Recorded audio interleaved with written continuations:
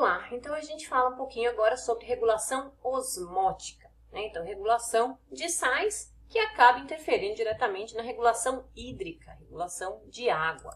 Então, da regulação osmótica, a gente separa os organismos em organismos osmorreguladores e organismos osmoconformadores. Como o próprio nome já diz, os organismos osmorreguladores, eles gastam muito mais energia para regular o meio interno num ponto fixo. Então, quando a gente olha esse gráfico aqui, ó, essa linha vermelha mostra exatamente esses osmorreguladores. Então, a osmolaridade do meio pode estar alterada, mas eles regulam a osmolaridade interna sempre no mesmo ponto. Claro, com pequenas variações, a homeostase está aí para isso, mas tentando manter o equilíbrio do meio interno. Os osmorreguladores, eles são todos hiposmóticos em relação ao meio, ou seja, eles têm menor quantidade de sais totais do que o meio, no ambiente aquático. Inclui a maioria dos vertebrados aquáticos, né, e essa osmolaridade, então, interna difere completamente do meio, além de ser menor, ela difere em termos de quantidade de tipos de íons que compõem a osmolaridade total. Tá? A gente tem osmorreguladores estritos e osmorreguladores limitados. Que seria a diferença entre eles? Aqueles estritos são aqueles que têm um ponto fixo de regulação e mantém, independente do meio que ele está, ele mantém aquele ponto.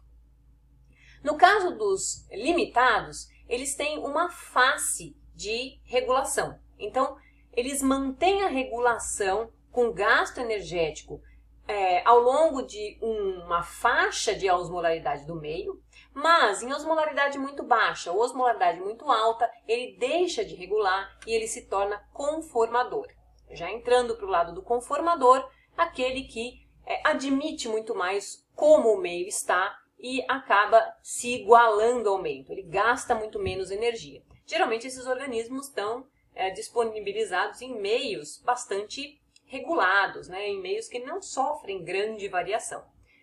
Então, por exemplo, a gente vê osmoconformadores marinhos, invertebrados marinhos, que estão sempre num ambiente muito estável, né, um ambiente osmótico muito estável.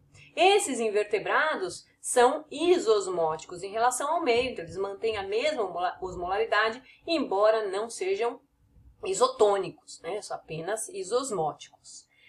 Os elasmobrânquios também são isosmóticos, no entanto, eles fazem o uso de ureia, né, como forma de manutenção da osmolaridade, já que ureia, para eles, não é causadora de nenhum problema.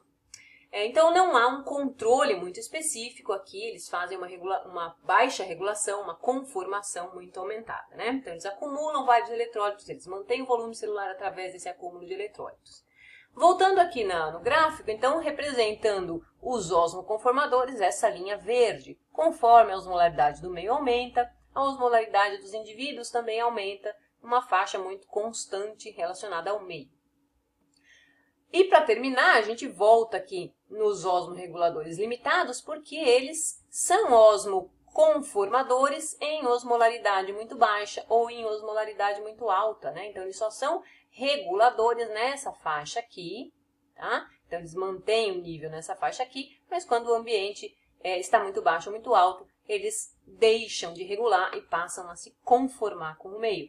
Exemplo deles, os caranguejos, região de mangue, em que eu tenho entrada de água doce, entrada de água salgada a cada 6 horas, com uma variação osmótica bastante grande do ambiente, esses organismos conseguem controlar numa faixa específica, mas deixam de controlar em faixas mais altas e mais baixas.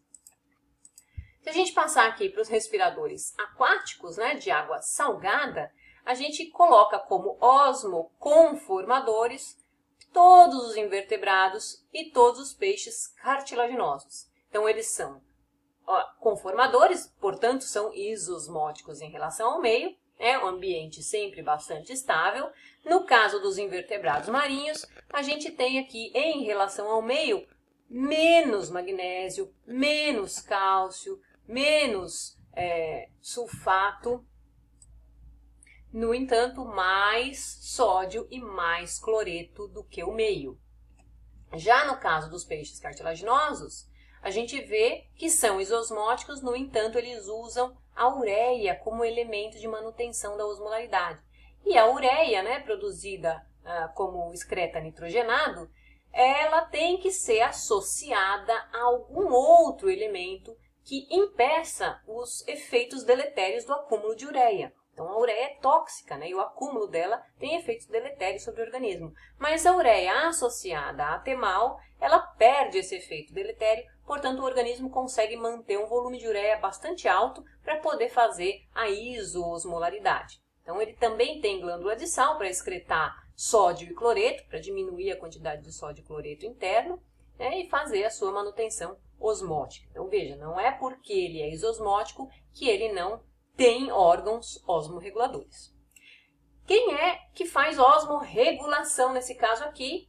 Os outros peixes, os teleósteos, né? Então, eles são todos hiposmóticos em relação ao meio, ou seja, eles têm mais água interna, né? Menos sal do que o meio em que eles habitam. Eles reabsorvem água, fazem uma reabsorção continuada de água e fazem uma excreção de sal bastante significativa, tanto pelo rim quanto pelas brânquias. Então, vamos olhar aqui para eles, né? O trato gastrointestinal e as brânquias também fazem parte desse conjunto, né? Esses animais, eles bebem água do meio e adquirem alimento através da boca, uma ingestão de água voluntária para manter a quantidade de água interna. A quantidade de sais interno é menor, então lembra que ele é hiposmótico em relação ao meio. E aí ele perde pouca água aqui de forma passiva pelas brânquias e ele perde bastante sal de forma ativa pelas brânquias. Então, como ele tem maior quantidade de água do que o meio e menor quantidade de sal do que o meio, ele tende a perder água para o meio de forma passiva. No entanto, ele faz uma regulação bastante intensa da perda de sal. Além disso, ele tem urina, né? Ele faz xixi também. E esse animal, então, produz uma urina hipertônica, bastante concentrada de sal para poder fazer a regulação. Nas brânquias, a secreção aqui é de sódio, potássio e cloreto de forma ativa. A osmorregulação na respiração aquática agora de água doce já é diferente. Então, nesse caso, a gente não tem absolutamente nenhum osmoconformador. Não dá para ser osmoconformador na água doce, porque a água doce não tem sais. Então, se ele for um osmoconformador, ele vai ser água doce. E aí, se ele for osmorregulador, ele consegue sobreviver. Então, nesse caso aqui, o animal é sempre hiperosmótico em relação ao meio. Tem sempre muito mais sal do que o meio. E se ele tem muito mais sal do que o meio, o que acontece é que a água entra nele, né? Então, a água entra de forma passiva, através do epitélio de maior contato com o meio, que é a brânquia, mas essa brânquia desse indivíduo é diferenciada, ela consegue captar sais. Então, ela capta sais, mesmo que poucos sais disponíveis, ela faz uma captação ativa. Esse indivíduo também faz uma urina bastante aquosa, né? Então, uma urina hipotônica para a liberação de água que está entrando no corpo dele o tempo todo. Ele evita beber água, embora beba alguma água do meio o tempo todo, mas ele evita a ingestão de água e tenta fazer apenas a ingestão de alimento. Existem vários mecanismos de reabsorção de sódio, então, dentre eles, a gente citou aqui as brânquias, né? As brânquias do peixe de água doce fazem reabsorção de sódio, tem células específicas aqui que a gente vai falar numa outra aula. A pele das rãs também faz reabsorção de sódio, então é importante a manutenção de sais dentro do corpo das rãs.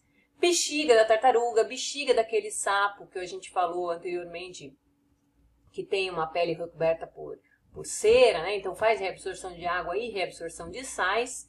E o rim dos mamíferos. O rim, não só dos mamíferos, mas dos outros organismos que também apresentam rim, né? Dos vertebrados de maneira geral, tem um papel importante. Eu destaquei mamíferos aqui porque é o nosso único órgão osmorregulador. Nós não contamos com glândula de sal, com brânquia, com mais nada. Então o rim é o nosso único elemento de reabsorção de sódio. Sódio é bastante importante dentro do organismo, precisa ser mantido em níveis elevados. A osmorregulação nos respiradores aéreos, então, né, ela é bastante importante para a manutenção dos sais, mas muito importante também para a regulação de água. Nesse caso, os osmorreguladores de respiração aérea, eles perdem muita água para o meio, exatamente porque o meio não tem uma hidratação, não é um meio aquoso, né, com disponibilidade de água constante. Então, a gente está sempre em busca de água. Répteis e aves marinhos, eles formam urina hipersalina, mas eles têm a glândula de sal. Então, embora eles não consigam produzir uma urina hipersalina por causa do néfron, e a gente fala disso mais pra frente, eles têm a glândula de sal que favorece bastante.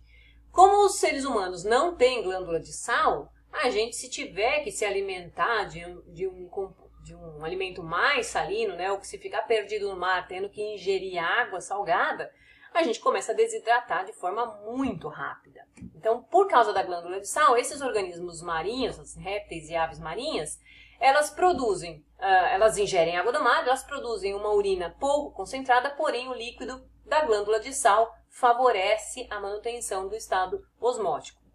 No caso do ser humano, a urina, por mais que seja bem concentrada, ela não consegue, né, fazer a regulação aqui, precisaria ter uma glândula de sal para auxiliar.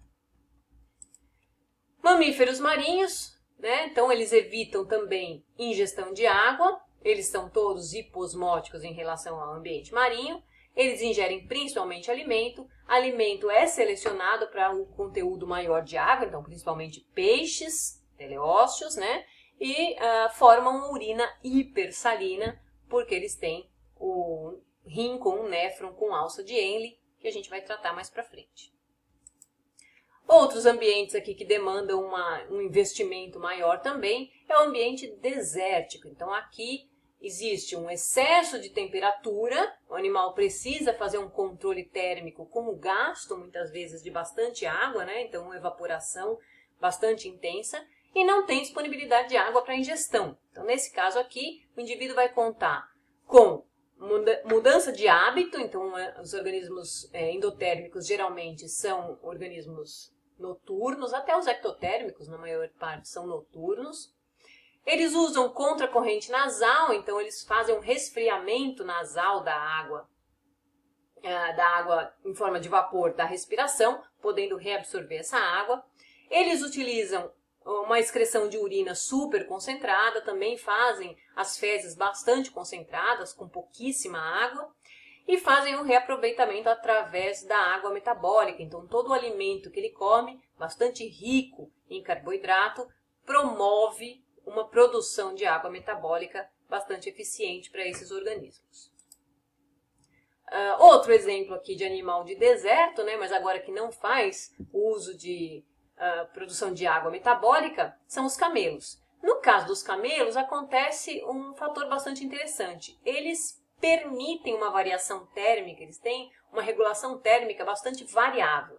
Então, esses organismos, eles variam a temperatura interna ao longo do dia, né, em até 4, 5 graus. Então, veja que o organismo está aqui no comecinho da manhã, né, em torno de 6 horas da manhã, ele tem o corpo dele a 35 graus, e ao longo do dia, conforme vai aumentando a temperatura do meio, ele também aumenta a temperatura do corpo, chegando lá a 40 graus e depois retornando. Então, essa variação térmica muito acentuada que ele tem ao longo do dia, faz com que ele não perca água para fazer regulação térmica. Então, ele transpira muito pouco, porque ele varia de acordo com o meio, ele aguenta essa variação sem desnaturar proteínas, ele tem a pele extremamente grossa, né, para proteção contra a perda de água, produz fezes bastante secas, urina bastante concentrada, tem comportamento relacionado também, assim como o hábito noturno que eu falei anteriormente. Esses organismos eles se expõem menos possível